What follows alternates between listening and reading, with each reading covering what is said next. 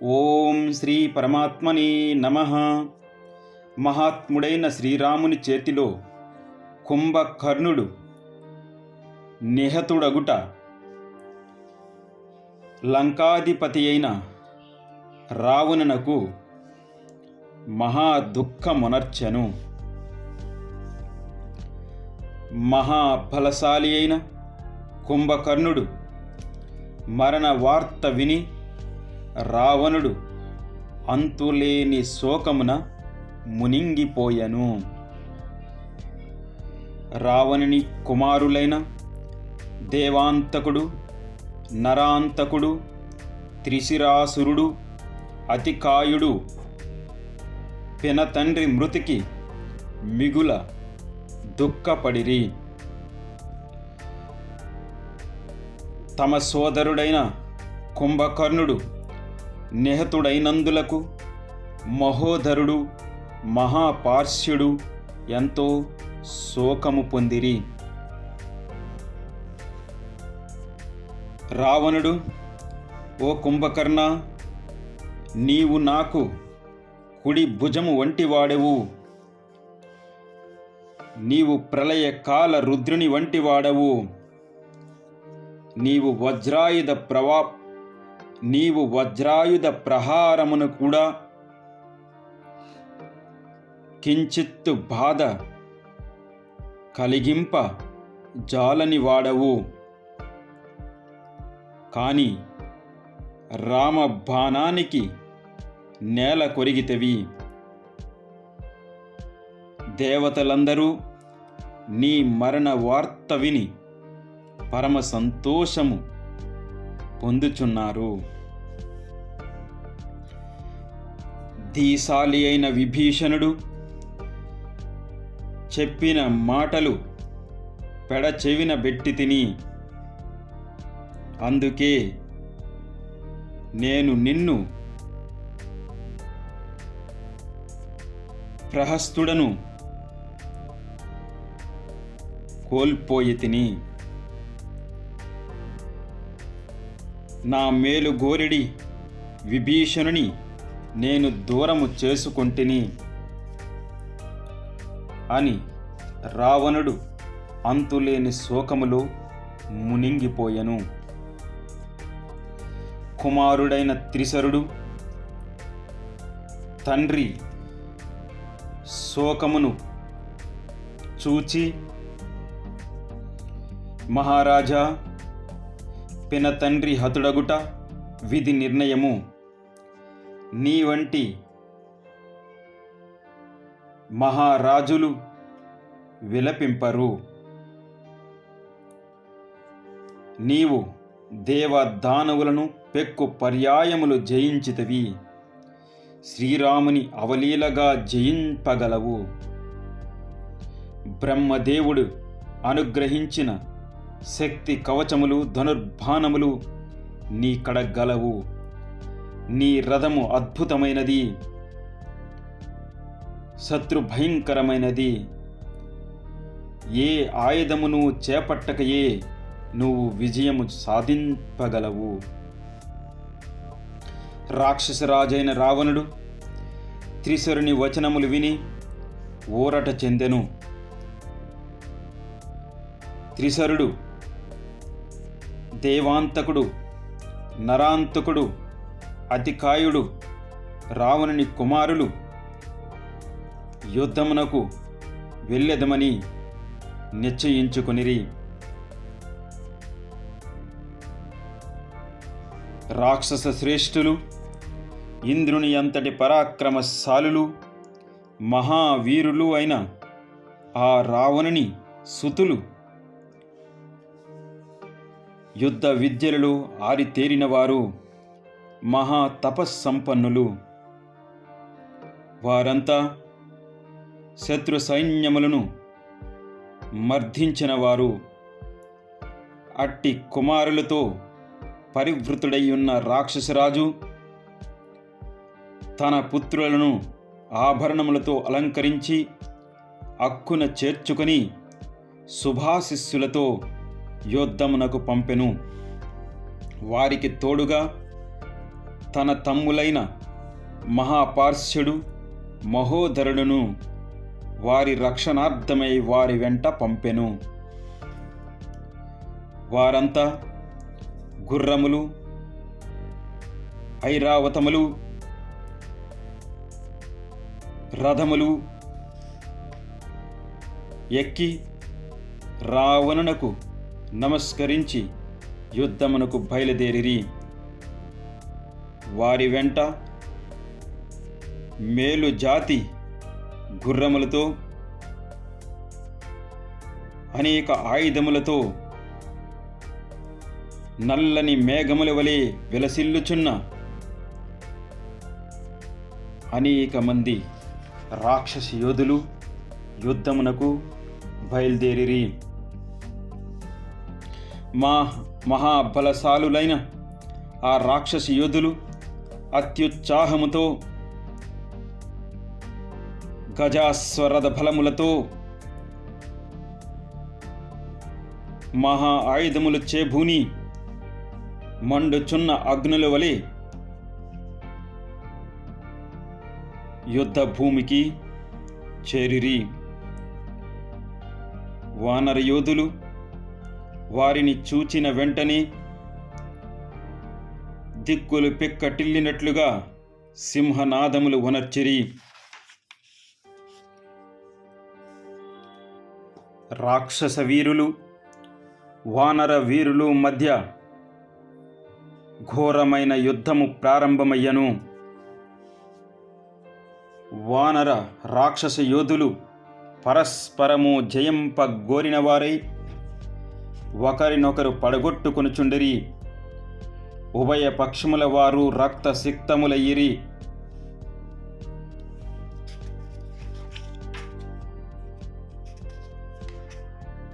మహాబలశాలియు నరాంతకుడు సూర్యకాంతులతో తేజరిల్లుచున్న తన ఈటతో వానర సైనికులను ఛేదించుచుండెను. అతని ప్రతాపము చూచి వానరులు భయముతో పరిగెడెను. వారిని చూచిన సుగ్రీవుడు తన అన్న కుమారుడైన అంగదునితో ఆ రాక్షసుని ప్రాణములు హరింపుము అని ఆదేశించెను. మహాపరాక్రమశాలి అయిన వాలిసుతుడు నరాంతకుని ఎదుర్కొని నరాంతకుని గుర్రము యొక్క తలపై అరచేతితో బలముగా మోదెను. ఆ దెబ్బకు గుర్రము తల పగిలి కనుగ్రుడ్లు పైకి తేలెను. అంతట నరాంతకుడు క్రోధావేశపరుడై అంగదుని తలపై పిడికిలి బిగించి కొట్టెను. ఆ ముష్టిఘాతమునకు అంగదుని తల నుండి వేడి రక్తము స్రవింపసాగెను. అయినా అంగదుడు తేరుకొని వజ్రము వలె బలమైనదియు గిరి శిఖరముల వలె దృఢమైనదియు అయిన తన పిడికిలితో నరాంతకుని గుండెలపై చావమోదెను. అంగదుని ముష్టిఘాతమునకు ఆ రాక్షసుని వక్షస్థలము బ్రద్దలయ్యను. ఆ నరాంతకుడు తన నోటి నుండి స్రవించుచున్న రక్తముతో తడిసిపోయి పర్వతము వలె నేల గూలెను. వానరులు సంతోషముతో జయ జయ ధ్వనులు పలికిరి.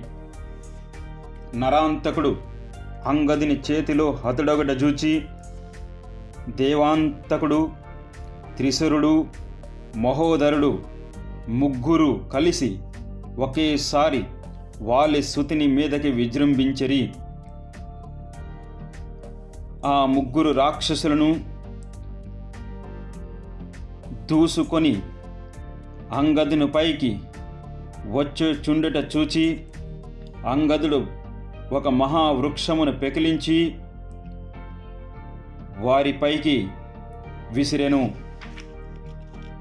ఆ ముగ్గురు రాక్షస యోధులను ఒక్కుమ్మడిగా అంగదునిపై దాడి చేయుచుండుట గమనించి హనుమంతుడు నీలుడు అచటికి చేరి వారితో తలపడెను.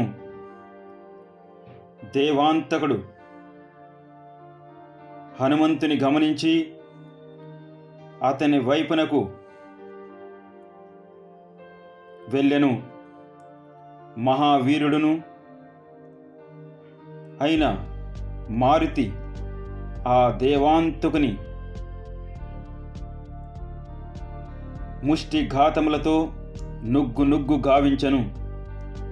ఆ దెబ్బలకు ఆ దేవాంతకుడు రణభూమి యందు పడిపోయెను. దేవాంతకుడు మరణించని త్రిశూరుడు క్రోధామూర్తి అయి యుద్ధరంగమున నీలుని పైకి తన బాణ పరంపరను వర్షింపజేసెను. మహోదరుడు కూడా క్రోధావేశపరుడై ఆ నీలునిపై పర్వతము వలె అవిచ్ఛిన్నముగా బాణ పరంపరను ప్రయోగించెను. నీలుడు తీవ్రమైన వేగముతో మహోదరుని ఢీకొట్టెను. అతని ప్రహారమునకు దెబ్బతిని ఆ మహోదరుడు నేలగూలెను. త్రిశరుడు హనుమంతుని పైకి తన బాణములచే దెబ్బతీసెను. మరుక్షణమే హనుమంతుడు క్రుద్ధుడై త్రిశరుని రథాశ్వములను తన గోళ్లతో చీల్చివేసెను. అనంతరము త్రిశరుడు భల్యమును చేబూని ఆ మారుతి పైకి దూకెను. అంతటా ఆ కపివరుడు రివ్వున తోక చొక్కవలె పైకెగిరి పర్వతము వలె మహోన్నతుడైన ఆ కపివరుడు ఆ త్రిశరుని ఖడ్గముని లాగుకొని బిగ్గరగా గర్జించుచు అతని శిరస్సును ఛేదించెను. త్రిశరుని శిరస్సులు ఖండితములై నేలపై పడిపోయినవి. త్రిశరుడు హనుమంతుని చేతిలో హతుడు కాగా వానరులు గంతులు వేయిచూ జయ జయ ధ్వనులు చేసిరి. త్రిశరుడు మహోదరుడు దేవాంతకుడు నరాంతకుడు నిహితులగుట జూచి పట్టరాని కోపముతో మహాపార్శ్యుడు యుద్ధమున తన గదను చేతబట్టి దిగ్గజములకును భయము గొల్పుటకై మండుచున్న ప్రళయ కాలాగ్నివలే విజృంభించెను. అంతటా వృషభుడు అను వానరుడు ఆ మహాపార్శ్యుని గదను లాగుకొని మహాకాయుడైన ఆ మహాపార్శ్యుని దానితో చావమోదెను. ఆ దెబ్బలకు ఆ రాక్షసుడు వికృతములైన చూపులతో నేలగూలెను. రావణుని కుమారులలో ఒకడైన అతికాయుడు మిగుల బలవంతుడు. ఇంద్రుని అంతటి పరాక్రమశాలులైన తన సోదరులు నరాంతకుడు దేవాంతకుడు త్రిశురుడు పినతండ్రులైన మహోదరుడు మహాపార్శ్యుడు శత్రువుల చేతిలో నిహతులగుట చూచి క్రోధావేశపరుడై రాక్షసుల సైన్యములతో వానరుల మీదకి విజృంభించెను. ఆ అతికాయుని ఆకారమును చూచి ఆ వానర సైనికులు భయముతో శ్రీరాముని శరణుజొచ్చిరి. అప్పుడు శ్రీరాముడు విభీషణునితో, ఈ పర్వత స్వరూపుడైన పెక్కు అశ్వములు పూంచిన విశాలమగు రథమునందు ఉన్న ఈ వీరుడెవరు అని పలికెను. అంతటా ఈయన రావణుని కుమారుడగు అతికాయుడు, ఈయన తండ్రి అంతటి మహావీరుడు అని విభీషణుడు పలికెను. ఇతని చేతిలో 100 కొలది దేవతలు దానవులు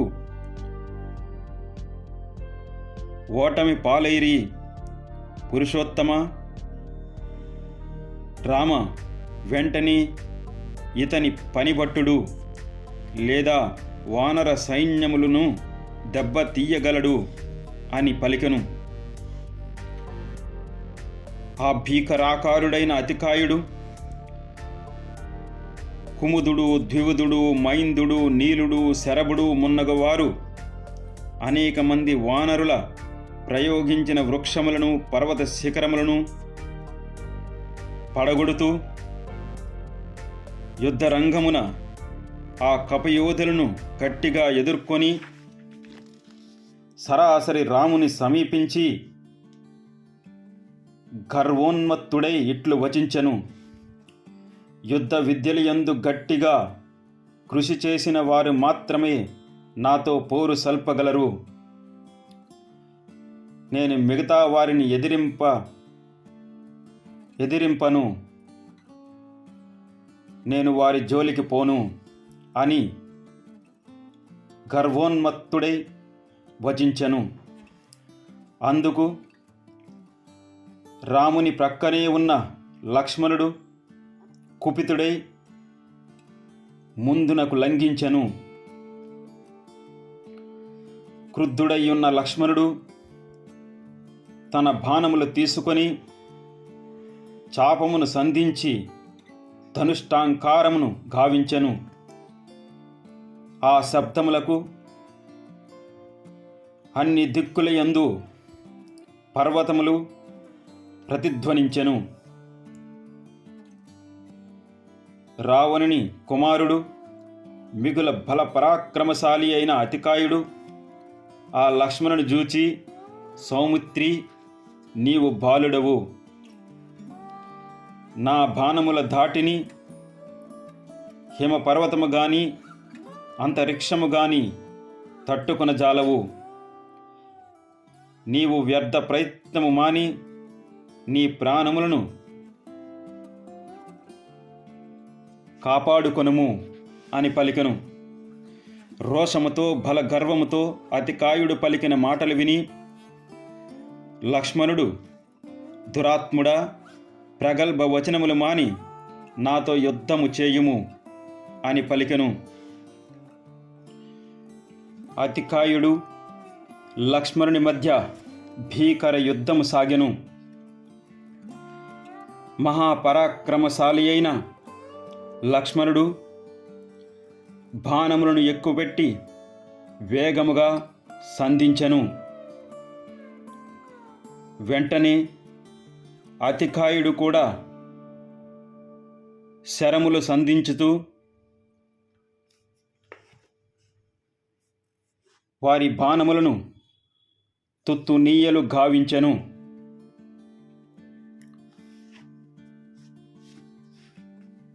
సూర్యాస్త్రము అతికాయుడు ప్రయోగించెను. ఆగ్నేయాస్త్రము లక్ష్మణుడు ప్రయోగించెను.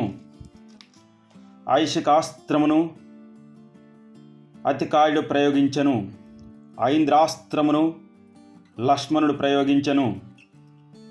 యామ్యాస్త్రమును అతికాయుడు ప్రయోగించెను. వాయువ్యాస్త్రమును లక్ష్మణుడు ప్రయోగించెను. ఇలా మహాస్త్రములతే ఆవేశపూరితులై యుద్ధము చేసిరి.